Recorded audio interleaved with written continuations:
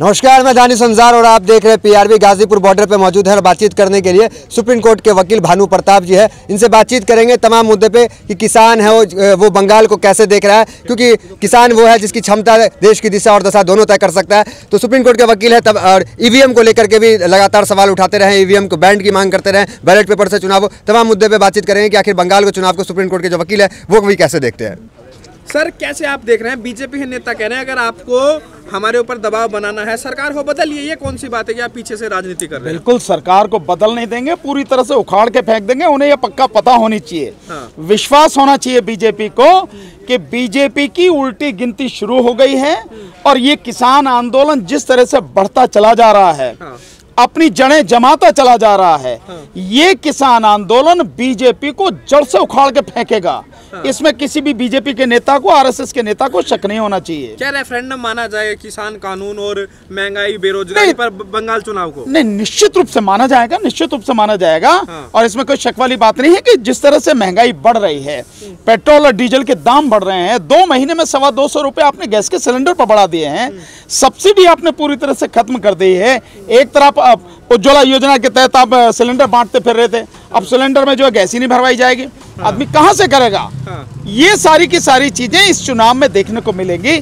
जो भी चुनाव अब हो रहा है या आने वाले समय में इस देश में होगा। किसानों को आप कैसे देखो? कह रहे हैं इनकम भी तो दुगनी करेंगे, 2022 में 1 साल बचा है, अगर ये पेट्रोल डीजल बढ़ रहा है मुझे तो क्या किसानों को संतुष्ट रहना चाहिए? मुझे आप एक बात भी दुगनी होगी 2022। अरुण जी, आप एक बात बताइए, जब हर चीज के दाम बढ़ाए जा रहे हैं और किसानों के रास्ते में कीलें गाड़ी जा रही हैं, तो कैसे आमदनी दुगनी होगी? ये कौन सा गणित है मोदी जी का? कौन से स्कूल में पढ़े हैं वो? जैसे भी जो किसान को पैसा मिलता था या जो उसकी इनकम थी, वो करीब 40% इनकम कम हो गई है और महंगाई जो है वो लगभग डबल होने को जा रही है। जो तेल है 32 रुपए में सरकार को पड़ता है, उसे 100 रुपए में दे रही है, पेट्रोल को, डीजल को 90 रुपए में दे रही है और देश के कई हिस्सों में 100 के पार जा चुका है, 103 के आसपास पहुंच चुका है। ये स्थिति हो गई है। इन हालात में जो बाकी और सारी चीजें हैं उन पर भी इसका असर पड़ेगा। तो महंगाई बढ़ रही है, इनकम घट रही है, दुगनी कैसे हो जाएगी? ये कौन सा गणित है? कि मौसम का असर है, मौसम बदलने दीजिए, महंगाई ठीक हो जाएगी। नहीं, मौसम बदलने से महंगाई कैसे कम हो जाएगी? ये जरा मुझे समझाओ, या मोदी जी से समझ के आओ, आप वो बताएंगे आपको कैसे। जो आप बातें कर रहे हैं, मौसम बदलने से किसी भी हालत में कम से कम किसान की इनकम दुगनी हो जाए, वो नहीं होने वाली है। मौसम बदलने से कई बार क्या होता है, जैसे अभी हवा चल रही है, आप देख रहे हैं हवा, मैं इसका असर बताता हूं क्या होता है। माना किसी किसान की फसल सूख रही हो और उसने पानी लगाया हो और तेज हवा चल जाए, मैं नहीं जानता आप किसान है या नहीं है, लेकिन पानी लगाया हो और तेज हवा चल जाए, फसल गिर जाएगी और फसल गिर गई तो फसल की जो उत्पादन क्षमता है वो कम हो जाएगी, यानी जो दाना होगा वो दाना सूख जाएगा, जो पैदावार है वो 30 से 40% कम हो जाएगी। और कई बार तो ऐसा होता है कि पूरा खेत का खेत लौट जाता है, वो इनकम वो पैदावार आधी हो जाती है। तो इसमें दाम कैसे ज्यादा हो जाएंगे? मौसम का असर कैसे पड़ेगा? मौसम का असर नहीं है।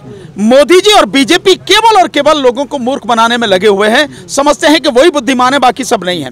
हकीकत यह है, जिस तरह से महंगाई बढ़ रही है, जो दाल थी 60-70 रुपए थी, 80 रुपए थी, वो दाल 150 रुपए किलो हो गई है।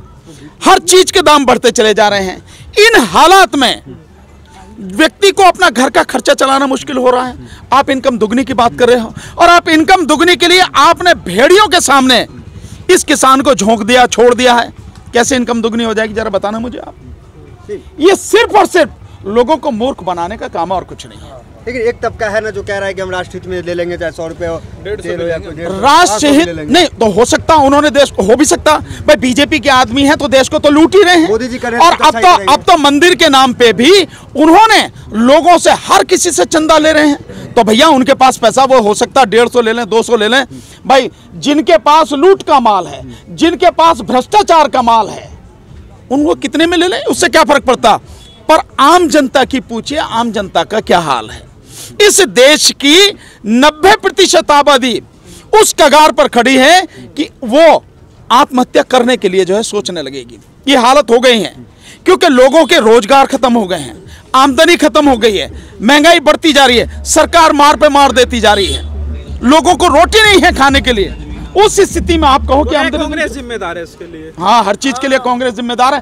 कांग्रेस तुम्हारे लिए भी जिम्मेदार है कि कांग्रेस की वजह से तुम आए हो। यह बात तो मैं मानता हूं कि कांग्रेस की वजह से आए हैं। हर चीज के लिए जिम्मेदार कांग्रेस ही है। ये जो नाम धरे जा रहे हैं इसके लिए भी कांग्रेस जिम्मेदार है कि उनका पटेल जी का नाम हटा के सरदार पटेल का स्टेडियम से नाम हटा के और नरेंद्र मोदी रख दिया जाए, इसके लिए भी मोदी वो जिम्मेदार है, कांग्रेस वाले। ये बिल्कुल, नोटबंदी के लिए भी कांग्रेस जिम्मेदार है नहीं है? एफडीआई के लिए भी कांग्रेस जिम्मेदार है। हर चीज के लिए कांग्रेस जिम्मेदार है। तुम काहे के लिए जिम्मेदार हो? बेचने के लिए। वो लोग जो कह रहे हैं कि 100 रुपए राष्ट्रीय में तेल लेंगे, क्या लगता है इस तरह किसान 100 रुपए दूध कर दिया राष्ट्रीय में लेंगे? किसने किया है 100 रुपए दूध? लेकिन महंगाई को बढ़ावा नहीं, किसने 100 रुपए दूध किसने किया? पहले इसको बताओ। ये एक षड्यंत्र है। ये बीजेपी और आरएसएस के कुछ लोग हैं, दलाल हैं, जो ये बात फैला रहे हैं। किसान ने कहीं दूध का दाम नहीं बढ़ाया। ये इस तरह से कह के कि देखिए दूध का दाम, आम जनता ही पीती है दूध। उस आम जनता में ये संदेश देना चाहते हैं कि देखिए किसान को लोगों की परवाह नहीं है और इन्होंने इतना दाम दूध का बढ़ा दिया है, तो इसके लिए जिम्मेदार सरकार नहीं है, इसके लिए जिम्मेदार किसान है। केवल किसान को बदनाम करने की कोशिश है और यह बड़ा घिनौना षड्यंत्र है।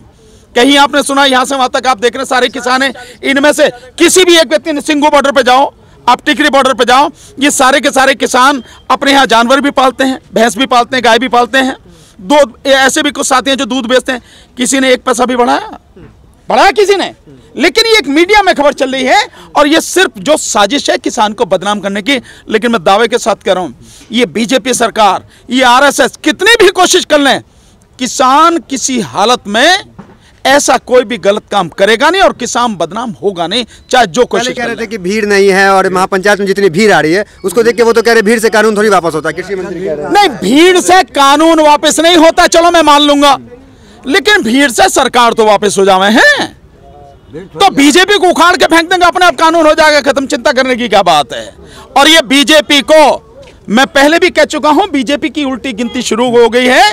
बीजेपी को समझ लेना चाहिए कि अब किसान कानून से आगे की सोचने लगा है, उसे मालूम है कि कैसे सब कुछ होगा, तो इसलिए अब बीजेपी को उखाड़ के फेंका जाएगा और जब बीजेपी उखड़ जाएगी कानून अपने आप उखड़ जाएंगे। चिंता करने वाली बात है बीजेपी का, जो संजीव बालियान बार बार कह रहे हैं कि आप लोग जो है चुनाव में आए, सीधे हम लोग चुनाव के लिए, ये जो चुनौती हमें कहाँ जाना है, किसान को कहाँ जाना है, इसके लिए किसी दूसरे की सलाह की जरूरत नहीं। राजनीति कर रहे हैं ये जो विपक्ष वाले हैं। राजनीति बिल्कुल करनी चाहिए, इसमें दिक्कत क्या है? भाई तुम क्या कर रहे हो? भाई तुम क्या कर रहे हो? अगर तुम राजनीति करोगे तो किसान राजनीति नहीं करेगा। ये किसान को राजनीति नहीं करनी चाहिए। मैं तो कह रहा हूं इस देश के हर व्यक्ति को राजनीति करनी चाहिए और राजनीति ऐसी करनी चाहिए कि ताकि इनके जैसे गुंडे जो है राजनीति में ना बैठ सके, इन्हें उखाड़ के फेंक दिया जाए। अच्छे लोग आने चाहिए राजनीति में, हर किसी को राजनीति करनी चाहिए। अब कोई योगी नहीं आने का। बिहार में जो चुनाव हुआ तो आप ईवीएम पे एक सवाल उठा दिए थे, अभी बंगाल में चुनाव है तो क्या इस तरह का कोई?